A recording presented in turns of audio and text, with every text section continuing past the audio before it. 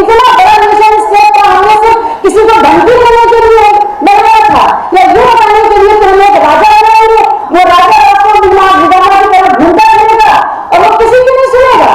मुसलमान के साथ हिंसा की जाती है तो हमसे दिखाया जाता है, वो छूट कर जाए, वो दब ना जाए, कहीं ऐसा ना हो कि वो पब्लिक की नजर से छूट जाए, उसको दिखाना जरूरी है। इसलिए दिखाना जरूरी है, मुसलमान वर्सेस करना है। मोदी जी आम कैसे खाते हैं मुझे पता है, मोदी जी मुसलमान आम काट के खाते हैं और हिंदू आम चूस के खाते हैं।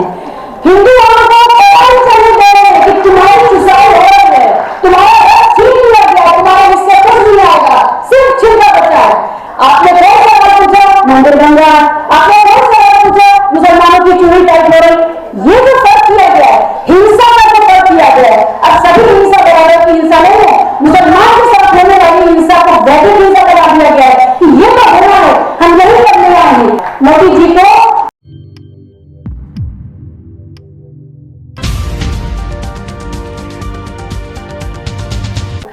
उस इंडिया ने वो वादा तोड़ दिया है हमसे, जो पंक्ति के आखिरी शख्स के साथ जो वादा किया था वो टूट चुका है। अब इसमें कोई मुबालता नहीं है। India is a broken promise और इसको आप जिस भी नजर से देखिए, हर वो इंसान, हर वो पहचान जो कमजोर है, जो हर्षग्रस्त है, जो एक खास कैटेगरी से नहीं आती है, उसके साथ जो वादा है वो टूट चुका है। हम इतने बड़े हाहारूपी विशाल राष्ट्र राज्य को चला रहे हैं, एक एक विभाग के ऊपर जो करोड़ खर्च हो रहा है, एक एक मंत्रालय में जो करोड़ खर्च हो रहा है, एक एक संस्था में जो करोड़ खर्च हो रहा है, उसमें फिर पुलिस और आर्मी और ये सब कुछ को शामिल कीजिए, वो सिर्फ और सिर्फ आप और हमारे पैसे से चल रहा है, हमारे टैक्स पेयर के। वो जो इंसान जो सबसे कम दिहाड़ी की मजदूरी करता है वो जो टैक्स दे रहा है, उससे वो सब कुछ चल रहा है। और बदले में हमें क्या चाहिए था? बदले में हमें सिर्फ ये चाहिए था कि हमारी जान माल इज्जत की हिफाजत हो जाए और ऊपर वाले ने हमें जिस तरह की सलाहियत के साथ पैदा किया है, उस सलाहियत को निखारने के लिए हमें शिक्षा मिल जाए, हमें स्किल मिल जाए, जिससे हम अपने लिए कुछ कर सकें, अपने समाज के लिए कुछ कर सकें और अपने देश के लिए कुछ कर सकें।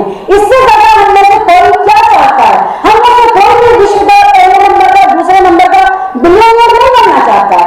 हम वो लोग हैं जो चाहते हैं हमारी बुनियादी जरूरतें पूरी हो जाए, बाकी बात हम अपनी मेहनत से देख लेंगे। हमें क्या चाहिए था इस नेशन स्टेट से, इस राष्ट्र राज्य से? इतना बड़ा नेशन स्टेट का हमने सिर्फ किसी को धमकी देने के लिए बनाया था या ये बताने के लिए कि हम एक राजा बनाएंगे, वो राजा रास्तों विधाना की तरफ घूमता रहेगा और वो किसी की नहीं सुनेगा। हमने वो नेशन स्टेट इसलिए नहीं बनाया था, हमने इसलिए बनाया था कि जिस हाल में हमारे कॉलोनाइजर्स हमें छोड़ करके जा रहे हैं, हम उससे बाहर आए। आज क्या हो गया है? आज हमसे हमारे संघर्ष देखिए, आज 2013-14 से पहले भी कोई बहुत आदर्श स्थिति नहीं थी और सरकार का विरोध हम लोग तब भी कर रहे थे।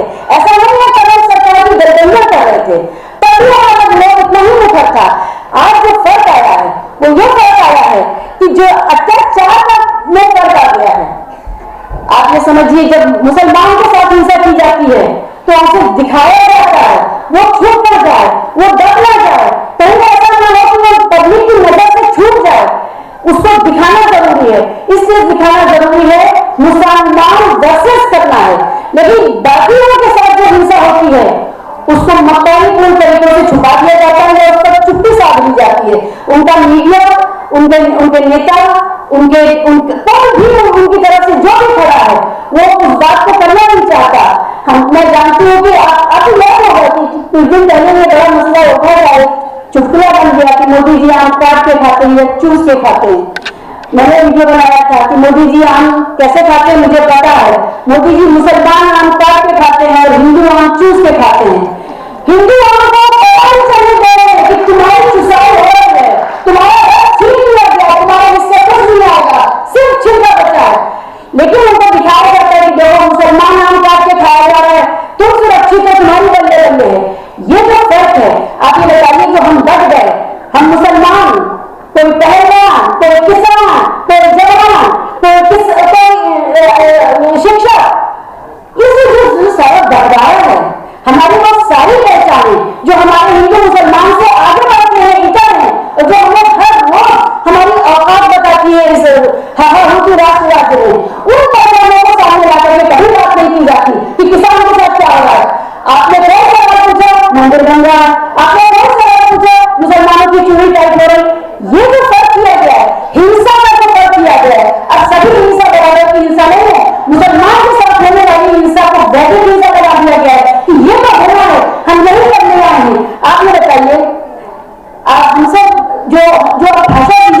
दी जा रही है लोगों को।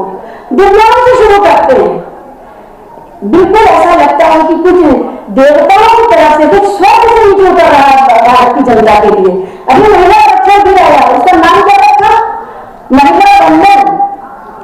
आपको जब सैनिकों को, नौजवानों को घोड़ा देना हुआ तो नाम क्या रखा? अग्निवीर। ठीक है, उसी तरह से आप देखिए इस धुरंधर अंधकार में गौर का नाम क्या रखा? अमृतकाल। हमारे राजा जब बोलते हैं ना टीवी पर, मैं कभी उन्हें सुनती हूँ तो पीछे से मंदिर के घंटे बजते हैं, ऐसे ऐसे होता है। ऐसी भाषा में आपका कैसा हो रहा है, आपसे भाषा का माइनस छीन लिया गया है। वो जो कहते हैं उसका ठीक उल्टा होता है। और ये क्यों हो पा रहा है? जिससे इसलिए हो पा रहा है कि एक मीडिया है जो इस पर बात नहीं करती है कि आपके साथ क्या हो रहा है। मोदी जी को अब इस देश में भाजपा की भी जरूरत नहीं है, भाजपा कार्यकर्ता की भी जरूरत नहीं है। अकेले मीडिया काफी है उनकी जय जयकारा करवाते रहने के लिए। और हमारे देश के नौजवानों को इतना लो एम्बिशन दे दिया गया है कि 5 किलो अनाज लो, उगालो, उसको पी लो, हमारी रैली के लिए हाजिर रहो, हम हमारी गुंडागर्दी जहां हम चाहें करवाएं उसके लिए हाजिर रहो। तो हमारे अपने सपने नहीं होने चाहिए। वो साफ कहते हैं कि हमें और कुछ नहीं चाहिए, 1000 रुपए का पेट्रोल, 500 का सिलेंडर, कोई बात नहीं, लेकिन हमें देश में रोड नहीं चाहिए। मोदी जी उनको क्यों चाहिए? उनका अपना सपना कहां चला गया? इस देश के नौजवानों को अब कुछ नहीं करना है, अपने माता पिता के लिए, अपने जीवन साथी, अपनी प्रेमिका, अपनी पत्नी के लिए कुछ नहीं करना है। अब सिर्फ उनको अपने राजा को मेंटेन करना है कि उसके यश में, उसकी शान शौकत में, उसके वैभव में कमी ना हो जाए। ये कहां से है? मीडिया ने दिया है हमारे नौजवानों को, हमारी महिलाओं को। अब उनके लिए अच्छी गृहिणी, अच्छी बहू बनने के काम खुलने लगे। 70 साल के संविधान ने हमें जो कुछ भी दिया था, जो कुछ देश दुनिया में प्रगति हुई थी, हम आज वहां पर गए। अगर आपको मिसाल दूं, एक पुरुष धारा जो रेस लगाता है 100 मीटर की और एक स्त्री में लगाती है, सदियों से उसको दौड़ने में लिया जाता है, उसमें सारी दूरी खत्म करके कुछ सेकंड का फासला बचा है। महिला और पुरुष में इसरो से लेकर के, हवाई जहाज से लेकर के कहां नहीं, श्रमिक तो हमेशा से थे, कहां नहीं थी हमारी महिला। तो वो तो 70 सालों में महिला को वापस कैसे लिया जाए? तो दुर्गा बानी हुई, तो उनके लिए अच्छी बहू बनने के। और डॉक्टर साहब कहते हैं हिंदू महिला 8 बच्चे पैदा करें, एक साधु समाज को दें, एक सेना को दें, एक RSS को दें, एक बीजेपी को दें, एक उनकी पूरी लिस्ट है, एक अपने भी रखें। लेकिन इस 7-8 बच्चे पैदा जो होंगे सिर्फ पुरुष होना चाहिए। महिलाएं अगर पैदा हो गई, बेटियां पैदा हो गई, उनका क्या करना उनको नहीं पता। और उसके अलावा उन्होंने क्या किया? जितनी हाशियाग्रस्त समाज की महिलाएं हैं, जो लव जिहाद के कानून है, उसमें उन्होंने ये तय किया कि अगर कोई वाल्मीकि सरनेम की महिला है, बहन है, तो वो कहीं गलती से किसी तरह से मिसेस खान न बन जाए। इसके लिए उन्होंने तय किया कि ऐसा कानून लाना है कि आप जहां हैं वहीं बनी रहिए और आप भी बदल सकते आप अपनी। तो ये सारी चीजें जो चल रही हैं, इस पर हम लोगों को सोचना चाहिए। और सबसे ज्यादा जरूरी सवाल ये है कि जो हमारे सामने ये RSS द्वारा संचालित राष्ट्र राज्य है, जो हिंदू कॉर्पोरेट राष्ट्र राज्य है, इसके फासिज्म पर सवाल करने के लिए हमें RSS से ये सवाल करना चाहिए। ठीक है, मुसलमानों को मार दो, ठीक है, बाकी अक़लियतों को मार दो, लेकिन हिंदू राष्ट्र राज्य उसका आपका आदर्श क्या है? वो कैसा होगा? उसमें कोई भी ऐसे संस्थान नहीं बचेंगे, सुप्रीम कोर्ट से लेकर के, इलेक्शन कमीशन से लेकर के, आपके वुमेन कमीशन, आपके ह्यूमन राइट कमीशन, आपका विजिलेंस कमीशन, आपका इंफॉर्मेशन कमीशन, जो कुछ भी एक लोकतंत्र होता क्या है? अगर लोकतंत्र में चेक्स एंड बैलेंसेस नहीं है, अगर लोकतंत्र में अकाउंटेबिलिटी के इंस्टीट्यूशंस नहीं है, तो वो लोकतंत्र कैसे चलेगा?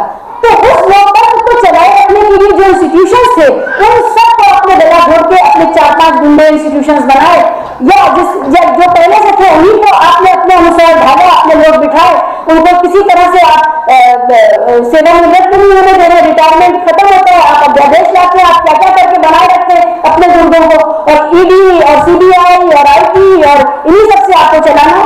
तो ये जो सवाल है RSS से करना चाहिए कि आपकी 100 साल की मेहनत थी, 100 साल की मेहनत में आपको मिल गया, इतना हारा होती, इतना प्रचंड बहुमत, आप जो इतना अच्छा बहुमत मिला था कि वो देश के लिए इतना अच्छा काम करते, आम जनता के लिए इतना अच्छा काम करते कि उन्हें किसी पूंजीपति से अपने चुनाव को आयोजित कराने की जरूरत नहीं पड़ती। जनता ही उनको चुनती, जनता ने हमें ऐसा राजा मिला है, हमने उसको टैक्स कर दिया। अब जब हमने उसको टैक्स कर दिया है तो हम उसको जाने नहीं देंगे। जनता के वोट से सारी उम्र बने रह सकते थे। आपको अपनी गाड़ी के वोट से सारी उम्र बने रहने का हक नहीं करना था, उनसे ब्लैकमेल नहीं करना था, उनके हेलीकॉप्टर और उनके संसाधन आपको, उनका मीडिया आपको नहीं चाहिए था।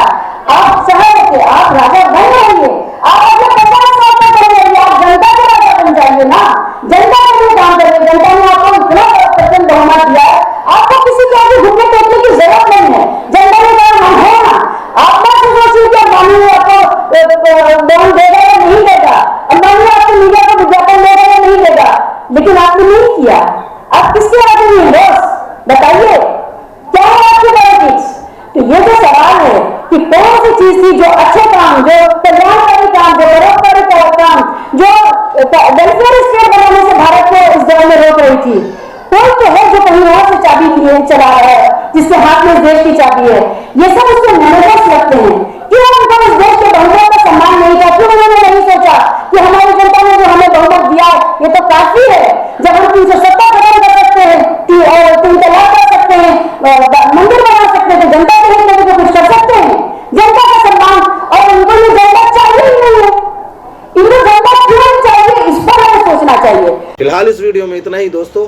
आपसे निवेदन है कि आप हमारे चैनल को सब्सक्राइब जरूर कीजिएगा, ताकि आपको वो खबरें पहुंचती रहें जिनको गोदी मीडिया नहीं दिखाता है, वो हम आप तक पहुंचाने की कोशिश करते हैं। फिलहाल इस वीडियो में इतना ही, हमें दीजिए इजाज़त। आगे फिर मुलाकात होगी आपसे किसी ऐसी खबर के साथ। तब तक के लिए जय हिंद, धन्यवाद।